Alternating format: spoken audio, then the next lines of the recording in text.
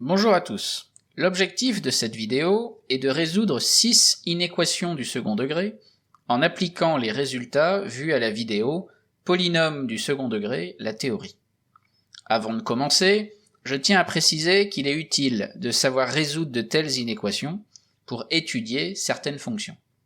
Je pense notamment à l'étude du signe de la dérivée d'un polynôme de degré 3, tel que la fonction f définie ici, puisque lorsqu'on la dérive, on obtient un polynôme de degré 2, et évidemment, lorsqu'on doit faire le tableau de variation, et qu'on cherche à savoir où est-ce que la dérivée est positive ou négative, on est amené justement à résoudre une inéquation du second degré. Cela intervient également lorsque l'on cherche l'ensemble de définitions d'une fonction telle que la fonction g définie ici, puisque compte tenu de la racine carrée de la fonction ici, on doit se imposer justement que ce qu'il y a dans la racine carrée, on doit imposer que ce soit supérieur ou égal à 0. Donc en fait ici, quand on cherche l'ensemble de définitions, on cherche en fait les réels x qui vérifient 4 moins x au carré supérieur ou égal à 0. Donc là, on retrouve encore une inéquation de degré 2. Alors, comme l'idée de la vidéo ici, c'est de vous donner un maximum d'exemples pour vous entraîner, je vous conseille de faire ces exemples-là sans l'usage de la calculatrice. Comme ça, ça vous aide à faire les calculs par vous-même, ça vous oblige à appliquer les formules moins b plus ou moins racine de delta, le tout sur 2a à la main, et de justement ne pas vous appuyer sur le graphe que pourrait vous donner la calculatrice lorsque vous rentrez en fait justement le polynôme de degré 2. Et donc en plus, ça vous incitera aussi à faire des dessins de paraboles à main levée, c'est-à-dire que si on repense à la vidéo sur polynôme du second degré, la théorie, en fait ce qui compte, c'est simplement de savoir où est située la parabole par rapport à l'axe des abscisses. Et on veut même pas savoir où est l'axe des ordonnées. Donc il suffit juste d'avoir une idée de la position relative de la parabole et de l'axe des abscisses, et on n'a rien besoin d'autre, et même pas besoin d'avoir un résultat très précis, c'est un tracé très précis. Donc ça, c'est une bonne habitude de faire le petit dessin à la main, et en plus, c'est un bon élément qui permet de justifier votre réponse quand vous êtes en devoir. Enfin, je précise que dans toute la suite, je vais noter grand S, l'ensemble des solutions, des inéquations que je vais chercher à résoudre. Alors faites bien attention de ne pas confondre grand S, l'ensemble des solutions de l'inéquation du genre ax carré plus bx plus c strictement plus grand que 0, avec les solutions de l'équation sous-jacente qui est ax carré plus bx plus c égale à 0, puisqu'évidemment c'est pas du tout le même ensemble de solutions. Alors, venons-en maintenant aux 6 inéquations qui sont, si on veut, au programme de cette vidéo. Donc, dans un premier temps, je vais faire apparaître au fur et à mesure le résultat final de chaque résolution. Et comme ça, ça va vous permettre de voir rapidement si vous avez le bon résultat ou pas. C'est-à-dire que vous allez d'abord mettre la vidéo en pause, et après, comme ça, dans l'instant d'après, vous verrez si vous avez les bonnes solutions pour chacune des inéquations. Et c'est simplement dans un second temps que je vais vraiment détailler les raisonnements et expliquer comment je suis arrivé au résultat final que j'aurais affiché juste avant. Donc voilà, je vous conseille donc vraiment maintenant de mettre la vidéo en pause et de chercher à résoudre ces inéquations-là. Donc les solutions sont dans un premier temps ça, sachant que donc ici SSI c'est pour si et seulement si, donc ça c'est pour la première inéquation, pour la deuxième, la troisième, quatrième, cinquième et sixième. Donc maintenant, nous passons au détail de la résolution de chacune des inéquations. Donc on commence par la première, 2x carré plus x moins 15, strictement négatif.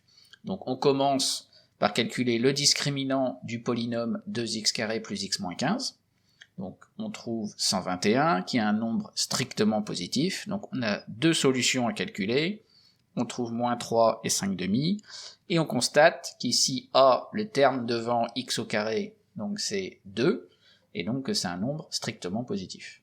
Donc comme a est strictement positif, ça veut dire que la parabole est tournée comme un U, Et comme delta est positif strict, on est sûr qu'il y a 2 points d'intersection entre la parabole et l'axe des abscisses. Donc on est dans ce cas de figure-ci. Et donc maintenant on s'intéresse à quand est-ce que 2x² plus x moins 15 est strictement négatif. Donc ça se lit directement sur le dessin. Alors ce qu'il faut piger, c'est que les points rouges qui sont sur la parabole, c'est des points de coordonnées x, y, avec y qui vaut 2x² plus x moins 15. Donc lorsqu'on se demande quand est-ce que 2x² plus x moins 15 est négatif strict, ça veut dire quand est-ce que le y est négatif strict. Donc ça veut dire pour les points rouges ici, quand est-ce que l'ordonnée est strictement négative. Eh bien l'ordonnée est strictement négative lorsque les points sont strictement en dessous de l'axe des abscisses. Donc pour les points de la parabole ici, ce sont tous les points qui sont ici, dans cette partie-là qui est située sous l'axe des abscisses. Et donc quels sont les x, c'est-à-dire quelles sont les abscisses x de ces points-là? Eh bien les abscisses, c'est ce qu'on lit ici, et c'est tous les abscisses qui sont entre x1 et x2. Donc comme x1 et x2 c'est moins 3 et 5/2, ça veut dire que notre inéquation ici, elle est vérifiée si et seulement si x est coincé strictement entre les deux valeurs x1 et x2, donc entre moins 3 et 5/2. Donc comme ici c'est strictement négatif, donc c'est vraiment, on cherche les points qui sont strictement sous l'axe des abscisses, et donc c'est pour ça que x il est strictement compris entre le x1 et le x2. Évidemment, donc tous les x compris strictement entre moins 3 et 5/2, si on désigne toujours comme j'avais écrit avant, S l'ensemble des solutions, l'ensemble de tous les x qui sont solutions, c'est en fait l'intervalle moins 3 à 5/2, avec évidemment moins 3, ouvert en moins 3 et ouvert en 5/2 à cause des inégalités strictes ici. Et donc c'est voilà l'ensemble des solutions de l'inéquation proposée. Pour la seconde inéquation, on repart sur la même base, on prend le polynôme moins 9x² plus 6x moins 1, on calcule le discriminant, on trouve 0, il n'y a qu'une seule solution, donc x1 égale x2, et on trouve un tiers, et ici a égale moins 9, qui est négatif strict. Donc la situation qui décrit le cas a négatif strict et delta égale 0, c'est ce dessin-là. Donc si on cherche maintenant quand est-ce que le polynôme du second degré est strictement négatif, on pense encore à tous les points de la parabole qui sont de coordonnées x, y, avec y qui vaut cette expression-là. Donc quand est-ce que c'est négatif strict? Eh bien quand le y est négatif strict. Donc c'est tous les points rouges, ça correspond en fait à tous les points rouges qui sont strictement sous l'axe des abscisses. Et ici on constate qu'ils sont tous strictement sous l'axe des abscisses, sauf juste le point de contact ici qui se trouve en x1. Donc ça veut dire que l'inéquation, elle est vérifiée si et seulement si le x est différent de x1. Donc x1 qui était égal à x2 égale 1 tiers, donc c'est pour tous les x différents de 1 tiers. Et donc cela, en termes d'ensemble de solutions, l'ensemble de tous les x réels qui sont différents de 1 tiers, on peut soit le noter R privé de l'ensemble constitué du nombre 1 tiers, ou alors on l'écrit comme la réunion de deux intervalles de cette façon-ci. Bien, alors maintenant pour la troisième inéquation, on repart sur la même base, on calcule le discriminant qui est strictement positif, on a deux solutions, 5 et 2, et le a qui vaut moins 1 est donc négatif strict. Ça correspond à cette situation-ci. On a à résoudre donc quand est-ce que le trinôme est négatif ou nul, donc il faut penser les ordonnées y des points rouges ici, les ordonnées doivent être négatives ou nulles. Donc sous l'axe des abscisses, mais éventuellement sur l'axe des abscisses, puisque c'est pas un inférieur strict, mais un inférieur ou égal. Donc quand est-ce qu'on est sous l'axe des abscisses? Eh bien quand on est sur cette première partie-là de la parabole, là, ou alors sur la deuxième partie qui est ici.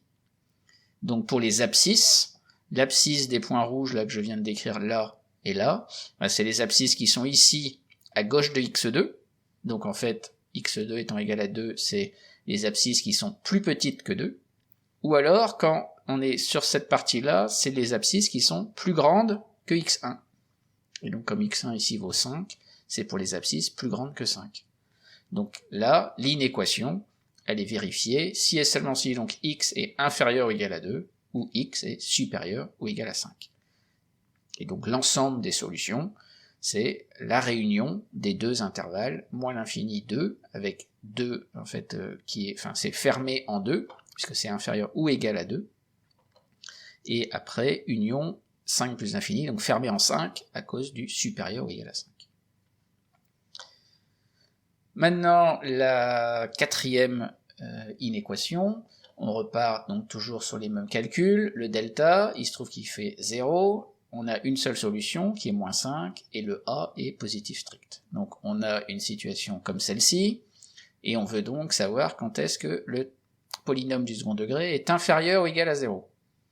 Donc en gros encore, il faut aller chercher tous les points de la parabole qui sont sous l'axe des abscisses, puisque le y en fait doit être inférieur ou égal à 0. Mais comme c'est inférieur ou égal, ça peut être sur l'axe des abscisses ou en dessous l'axe des abscisses.